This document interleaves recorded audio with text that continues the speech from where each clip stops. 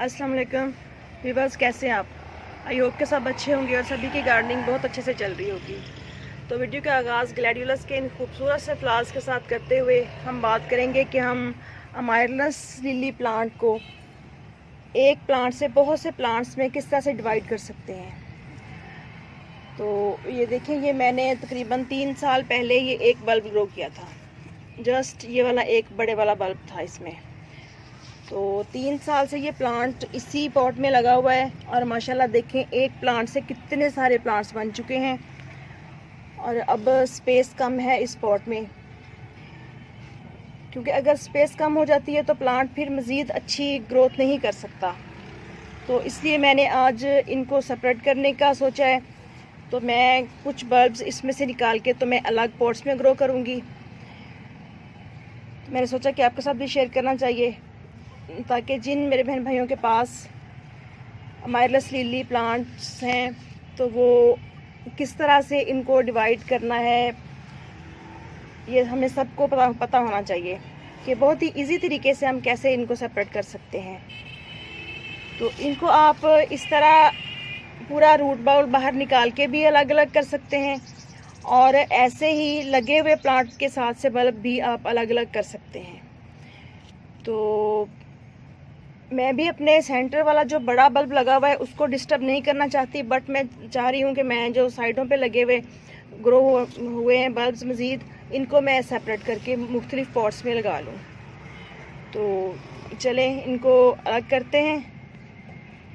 तो इसके लिए हमें करना यह है कि सबसे पहले हमें ये पॉट के साथ साथ से जितनी भी मिट्टी है इसको आहिस्ता आहिस्ता से, ताकि रूट्स भी डैमेज ना होने पाएँ, तो मिट्टी को हम अलग कर लेंगे।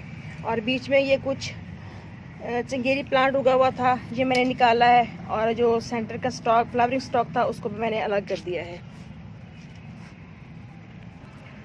ये देखें, आहिस्ता आहिस्ता मैंने नाइफ़ की मदद से बाउंड्री से सारी की सारी मिट्टी हटा ली है, आहिस्ता आहिस्ता हाथ के साथ।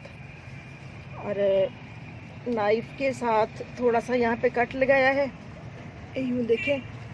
तो अब ये वाले जो बल्ब्स हैं ये आई थिंक के अलग हो चुके हैं। ये देखें, ये छोटे छोटे से 2 बल्ब्स अलग हो चुके हैं। अगर हम चाहें तो इसको इकट्ठे एक पॉट में ग्रो कर सकते हैं, अगर चाहें तो 2 में अलग अलग भी कर सकते हैं। तो ऐसे ही मैं इस मेन बल्ब के साथ से सारे के सारे जो बेबी बल्ब्स हैं उनको सेपरेट कर लूँगी। तो ये देखें, इस तरह से मैंने तकरीबन सारे के सारे बल्ब्स निकाल लिए इसमें से, और कुछ के साथ रूट्स हैं, जिसके साथ एक रूट भी आगे समझें कि हम सक्सेसफुल हो गए। अदरवाइज़ ये वाला जो बल्ब है ये रिस्क पे है, चल गया तो चल गया, ना चला तो ना सही। तो ये देखें,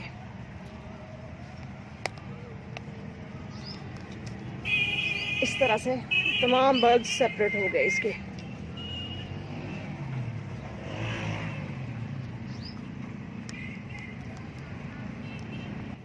तो इसमें रह गया अब यही वाला एक मेन बल्ब जो बड़े वाला था। तो इसमें साथ हम ऐसे ही मिट्टी डाल के इसको सेट कर देंगे।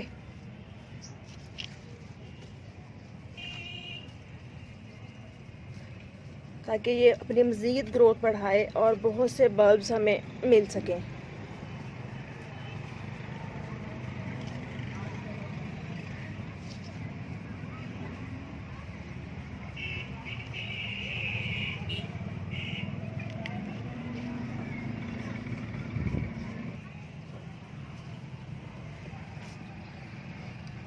और इनको अब हम लगाते हैं दूसरे मुख्तलिफ पॉट्स में।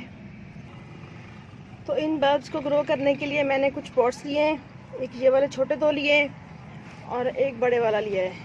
इसमें मैं 3 बल्ब ग्रो करूँगी और छोटे दोनों में 2-2 कर दूँगी। तो बल्ब चूँकि बिल्कुल फ्रेश है माशाल्लाह, तो इनको कुछ लगाने वगैरह की भी ज़रूरत नहीं है। मिट्टी में अगर आप डालना चाहें तो कोई भी फंजीसाइड पाउडर वगैरह ऐड कर सकते हैं। तो इस तरह से हमने होल करके मिट्टी में थोड़ा सा गहरा गड्ढा बना के तो इसको यूं करके प्लेस कर देना है इसके अंदर। कोशिश करनी है कि बहुत ही एहतियात के साथ ये काम किया जाए, ताकि बल्ब्स की जो रूट्स हैं वो डैमेज ना होने पाएँ। और बिल्कुल आहिस्तगी से हमने लगा देना इसको। ऐसे ही हम दूसरा घड़ा बना लेंगे और दूसरा जो बल्ब है इसमें ग्रो कर देंगे इस तरह से।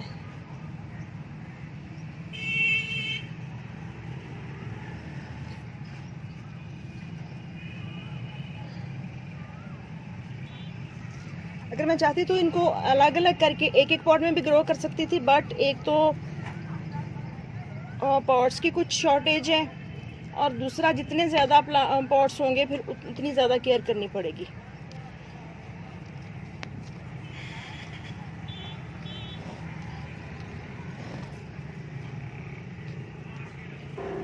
जी, तो इस तरह से एक पॉट से मैंने मज़ीद 5 पॉट रेडी किए हैं और जो मेरा मेन प्लांट था वो मैंने वापस उसकी जगह पे रख दिया है जो बड़े बल्ब वाला था। तो इनको हमने पोरस सॉइल में लगाया है। पोरस सॉइल में लगाने के बाद हम इसको अच्छी तरह से वाटरिंग कर देंगे। और याद रखिए कि ये काम आप बहुत इंतहाई एहतियात से कीजिएगा, क्योंकि अगर हम ज़रा से भी बेध्यानी बरतेंगे तो बल्ब्स कट भी सकते हैं और जो बल्ब कट गया समझे कि फिर वो ज़ाया हो गया। तो इनको पानी दे के हम शेड में रख देंगे कहीं भी जहाँ पे टोटली तकरीबन हफ्ता 10 दिन के लिए इन पे शेड रहे। उसके बाद ये आहिस्ता आहिस्ता जैसे स्टेबल हो जाएंगे तो इनको हम सुबह की 3-4 घंटे की धूप में रख देंगे।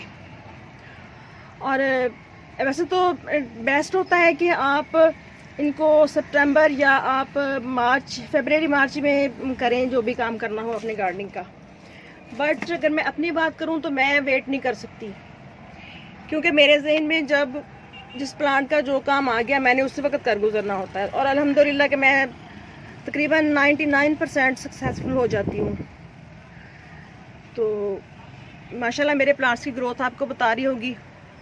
तो ऐसे ही आप भी अपने अमायरलस के एक प्लांट से बहुत से प्लांट्स बना सकते हैं।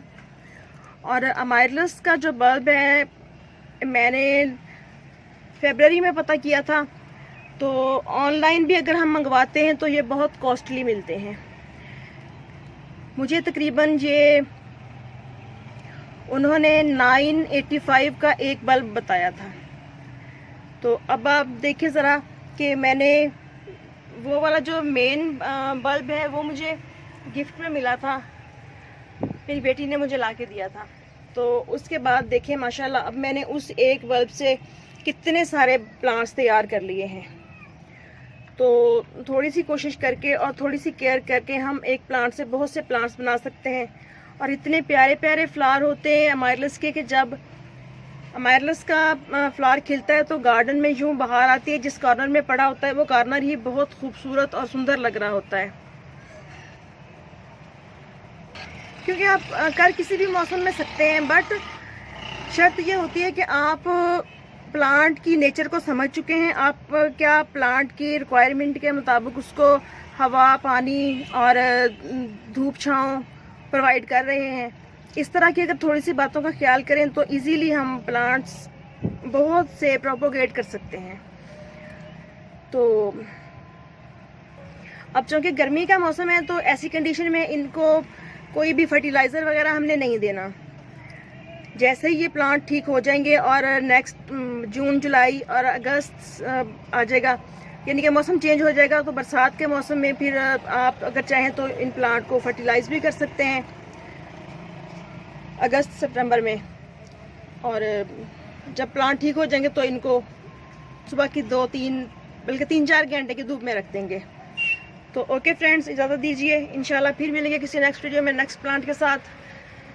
दुआ में याद रखिएगा और चैनल को सब्सक्राइब ज़रूर कीजिएगा ताकि मज़ीद आने वाली वीडियोज़ के नोटिफिकेशन फ़ौरन आप तक पहुँचते रहें। ओके, इजाज़त दीजिए, अल्लाह हाफिज़।